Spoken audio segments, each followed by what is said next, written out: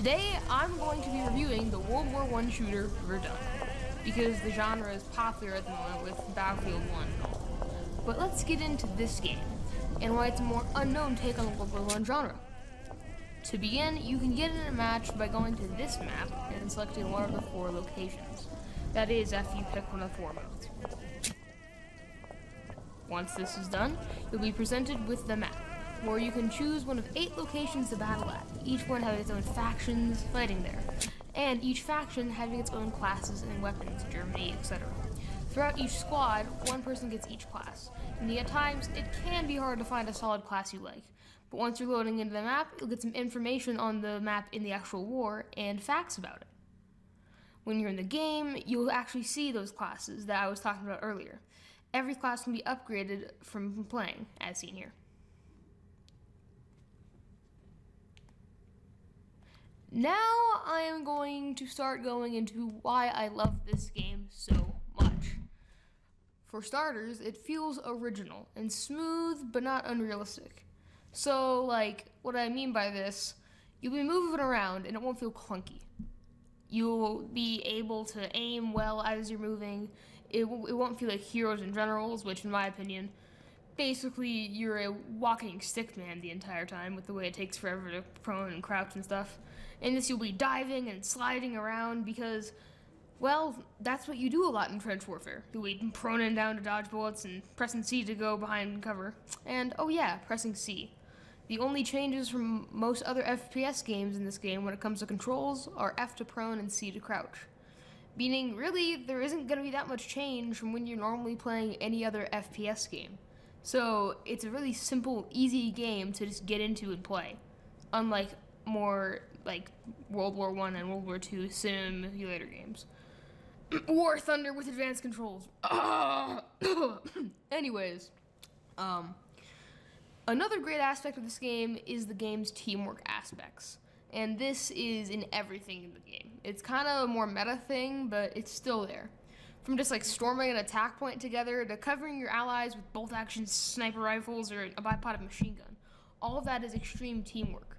Because you need people covering your back, or you need you need to be covering your teammates' back, and every single class has its own little attributes. Meaning there's a lot of replayability. And that makes it so that also, because each class has its own attributes, then you kind of have to work together. So then everybody, with their own individual classes, can still work well together. Because if everyone just had a bolt-action rifle, then storm the trench, power in numbers, the end. That's kind of what Battlefield 1, this game's main competitor, feels like at times. But this is different. Each class is very, very different. Meaning, basically, you can't storm a trench with half the classes in this. You gotta be real careful and you've gotta help your teammates. Or maybe you can. Maybe you only have a shovel and a bunch of grenades and you just run in there and kill everything, It's a very, very diverse kind of game in the way its gameplays go. But now I'm starting to rant. So I'm gonna get to the final reason I think this game rises above its competition. In recent times, this has been Battlefield 1. Now, this game in Battlefield 1, very different looking. However, they play kind of similarly. They're both in World War I. Oh, actually, okay, I could just contradict myself there. Battlefield 1 is a World War II game. And yeah, it's set in World War I, but everyone has a machine gun and you can sprint with it and then shoot people at point-blank range. And there are planes that take 80 bullets. So, it's a World War II game, alright? This, on the other hand, is an extreme World War I game. Every single mode revolves completely around trench warfare. And when I say that, I don't mean oh yeah, you sit in a trench and then you can move up whenever you want. No, you get an order to move up, meaning that instead of in Conquest, like in BF1, or in Operations, instead of having everybody move at different points, and then there not being a bunch of action all at once, or in waves, and this is much different. Everyone comes the exact same time. So there's way more action, way more fast-paced stuff going on, and a lot more to do every single little battle moment. And that, to me, is really good trench warfare. It also makes this trench warfare fun by making both sides pretty even, with most of the trenches being very far away if you're attacking, so that all the people who are looking through the cubby holes over in those trenches can hit you while you're running across no man's land to them. But it still makes it so that you can see them if you get close enough, because, I mean, they're in a trench. If they pop their head up, they're pretty open. But if they're not, then they're in cover. So that's basically the way this game works, with a bunch of other weapons, and as I said, the classes all play differently. But this game has not only paid attention to the details of how trench warfare work, but it has also gone the extra mile and given all sorts of little quirks and things to stuff that you wouldn't see in other World War I games, even though I keep bringing up this point, but it's going to matter sometime. Battlefield 1 is its only competitor. In this game, there are several kinds of chemical gas, all of which do different effects to you and take longer times to mess you up, all of which can be repelled with a gas mask. And every gas mask for every faction looks different, which I think is a cool little touch of detail. The classes are another cherry on top of this detail cake, because every single one can be upgraded, and this is actually how the ranks were in World War I. If you did well, you'd be rewarded with certain things for your firearms, if you wish. Meaning, when you see me sniping in this game, I had to get points to then get that scope, which should have been explained earlier, but this is a more specific example. And so because I need points to get this, it's just like the actual war. You do well, and then you get stuff.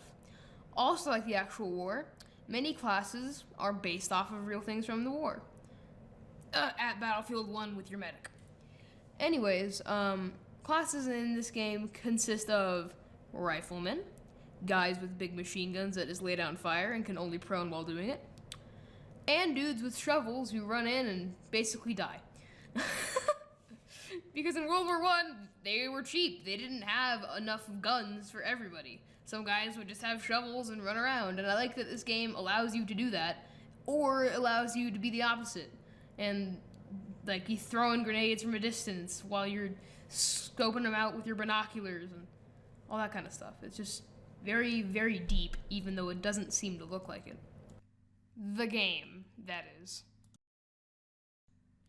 The final point that really brings this game home as the definitive World War I title that kind of beats Battlefield 1 for me is its price point. Battlefield 1 is a $60 game. And you've already heard all about this game, so I'm not going to explain those credentials again. This game is $25. That is extremely low price for something that I can even compare to a AAA game. And this game is constantly coming out with updates, and there will be more DLC soon. Well, according to the devs and whatever. But, yeah, that's a big price point. Meaning, if you really want to save money, then this is the game to go with. And it's not hard to run on any computer. I think you can run this thing with, like, Windows Vista. But it still looks good enough so that then you're not like, I hate playing this game. If you've ever played a game like that, okay, you just know what I mean. In total, Verdun is a great World War I shooter game. And this is because it has replayability, differentiating classes that use teamwork to make its gameplay, very, very action-packed moments that happen frequently, and $25. It also approaches a very, very, very, well, unknown take on the World War I shooter genre, which we haven't really seen before, so I give it props for that. All that earns this game an 8 out of 10 rating. And it's great fun. So, I mean, if you want to, you might be able to slap on like a 0.2. My jokes are so bad. Anyways, that'll do it for me for this video. I am Colonel Jackhammer, and I will see you the next time you watch any of my videos. Bye. Pew pew pew pew pew pew pew pew pew pew pew pew pew pew pew pew.